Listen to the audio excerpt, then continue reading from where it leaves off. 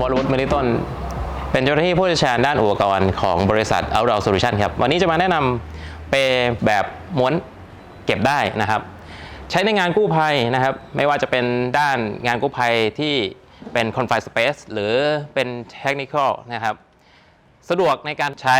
นะครับการขนส่งนะครับแล้วก็อีกอย่างหนึ่งคือรวดเร็วในการเข้าแพ็คผู้บาดเจ็บนะครับแล้วเราจะมาดูกันว่าส่วนอุปกรณ์ตัวนี้ครับมีส่วนควบอะไรบ้างมีอุปกรณ์อะไรที่เขาให้มาบ้างในแบรนด์ของครับของที่วางอยู่ตรงนี้นะครับก็คือส่วนประกอบที่อยู่ในกระเป๋าของเปม้วนนะครับก็จะประกอบด้วยสายมือจับนะครับสั้นและยาวนะครับเพราะว่า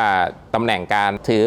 คนละตำแหน่งกันทั้งหัวและด้านท้ายนะครับแล้วก็สายล็อกผู้บาดเจ็บนะครับสายประคองนะครับตัวนี้ในแนว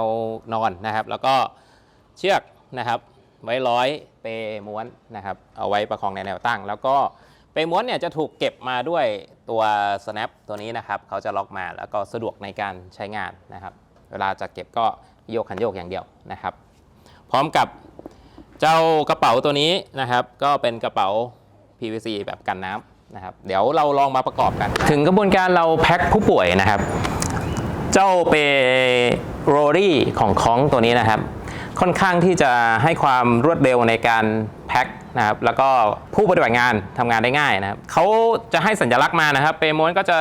ด้านหัวจะเป็นรูปศีรษะนะครับด้านท้ายก็จะเป็นรูปเท้านะครับแล้วก็สายเวบบิ้งสำหรับยกด้วยมือนะครับก็จะเป็นสายสั้น2เส้นนะครับแล้วก็ยาว4เส้นนะครับสายสั้นเราก็จะใส่เข้าไป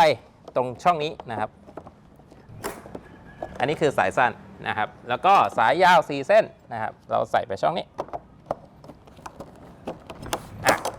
ยังเหลืออีกนะครับอีกเส้นหนึ่งนะครับก็คือเส้นเล็กๆนี้นะครับเส้นนี้เอาไว้สำหรับแพ็คนะครับผู้บาดเจ็บไม่ให้ขยับนะครับเราก็เวบบิ้งเนี่ยเขาเย็บ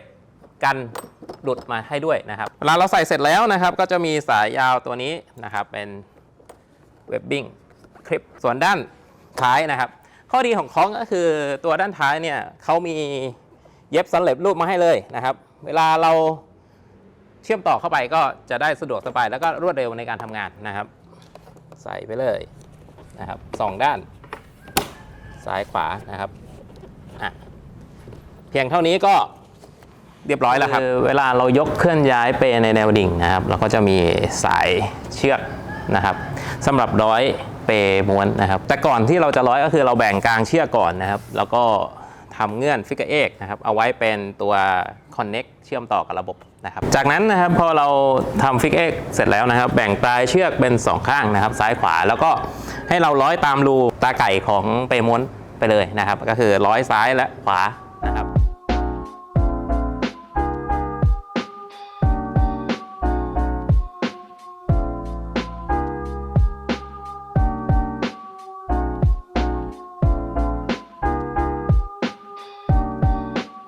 พอเราร้อยเชือกมาถึงด้านท้ายนะครับตรงเท้าเราให้มัดเงื่อนขัดสมาธินะครับเมื่อเราทำเงื่อนขัดสมาธิแล้วนะครับแล้วก็ร้อยเชือกทั้ง2ปลายนะครับใส่ที่ตาไก่ของเปม้วนนะครับแล้วก็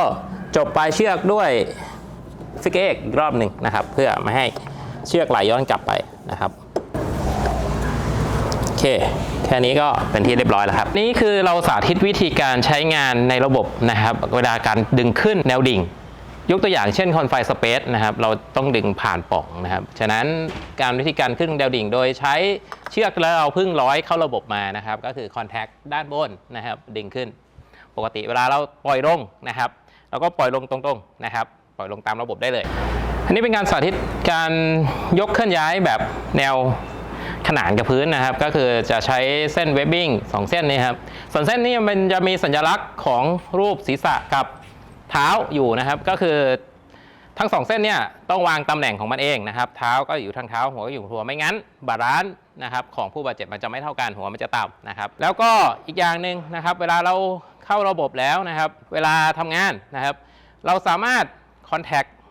เข้าไปได้ด้วยนะครับก็คือเจ้าหน้าที่และคิ้วจะไปพร้อมกับผู้บาดเจ็บก็ได้นะครับต้องมีการโปรเทคดูแลหรือลงเมาเทนที่มันเป็นขอบหินที่เราต้องโปรเทคผู้บาดเจ็บจะ snap อุปกรณ์เข้าไปด้วยก็ได้นะครับ ส่วนอุปกรณ์อีกชิ้นหนึ่งที่ติดมากับเปรม้วนนะครับก็คือสายลากจูงนะครับเวลาเราคอนแทคจะเป็นสะพายแร่งก็ได้นะครับลักษณะนี้นะครับเราก็ลากผู้บาดเจ็บไป